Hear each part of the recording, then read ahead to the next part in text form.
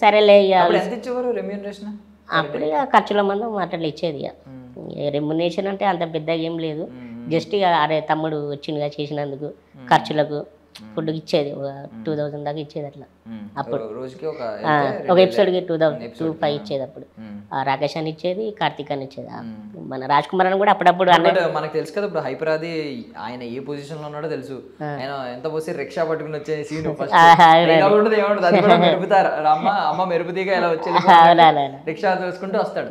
ఇప్పుడు ఇప్పుడు అసలు ఏ స్థాయికి వెళ్ళిపోయాడు అంటే కదా. ఎందుకు మరి అక్కడ ఎందుకు కంటిన్యూ అవ్వలేదు బ్రో? అయ్యి ఉంటేపటికి మంచి స్టార్ అయ్యి ఉండేవాడు కదా. కానీ నాకేదో అన్న నాకు అది చేస్తే నాకు కూడా అనిపించింది. అంటే నేను జబర్దస్త్ చేసుకుంటా కూడా సినిమా ఆడిషన్స్కి వెళ్ళేది అనమాట, బయట కూడా తిరిగేది.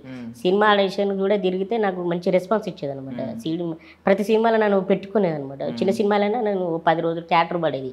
10 రోజులు థియేటర్ పడ్డాక నాకు అప్పుడు ఈ సినిమా డేట్లకు గాను ఈ డేట్లకు అయ్యో అన్నకు ఆడ మాట ఇస్తాం కదా.